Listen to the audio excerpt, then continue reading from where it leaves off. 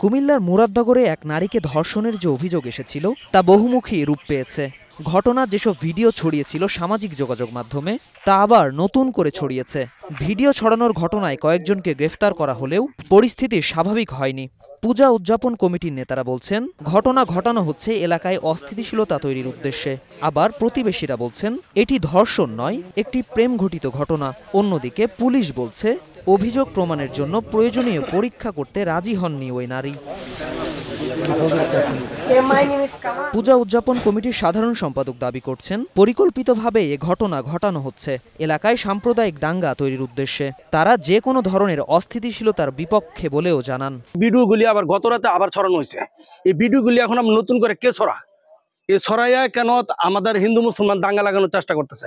আমরা শান্তির মুরাদনগর, হিন্দু মুসলিম আমরা ভাই ভাই, আমরা হিন্দু মুসলিম ভাই ভাই বেঁচে থাকতে চাই।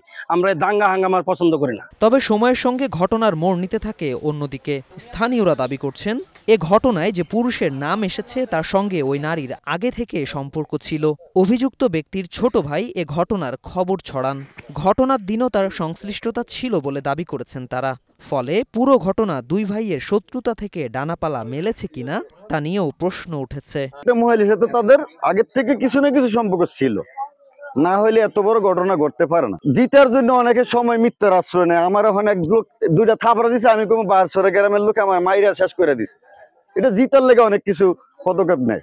স্থানীয় থানার ভারপ্রাপ্ত কর্মকর্তা বলছেন, মামলার তদন্তের প্রয়োজনে পুলিশ সে নারীকে হাসপাতালে পাঠায়। তবে তিনি মেডিকেল টেস্ট করাতে রাজি হননি। ফলে মামলার ভবিষ্যৎ কি সেটিও পড়েছে অনিশ্চয়তার মধ্যে। তাকে আমরা মেডিকেল টেস্ট করার জন্য মামলা তদন্ত করে অফিসার কুমিল্লা মেডিকেল কলেজ হাসপাতালে প্রেরণ করেছে। সে নিজেও ওখানে গিয়েছিল। ধর্ষণের বিষয়ে সে পরীক্ষা করে আর আগ্রহ প্রকাশ করে নাই। অশ্লীল ছবি সামাজিক মাধ্যমে ছেড়ে দিয়েছে। তাদের আমরা গ্রেপ্তার করেছি। গ্রেপ্তার করে বিজ্ঞ আদালতে রিমান্ডের 7 দিনের রিমান্ডের আবেদন করিয়ে বিজ্ঞ আদালতে প্রেরণ করেছি এবং এই মামলা হয়তো 2-1 দিন শুনানি হবে। শুনানি আমাদের রিমান্ড প্রদান করবে বিজ্ঞ আদালত। এই ঘটনায় মূল অভিযুক্ত সহ কয়েকজনকে গ্রেফতার করা হয়েছে। পরবর্তী আইনি পদক্ষেপ আসবে আদালতের নির্দেশ অনুযায়ী। শাহানুর ইসলাম, স্টার নিউজ।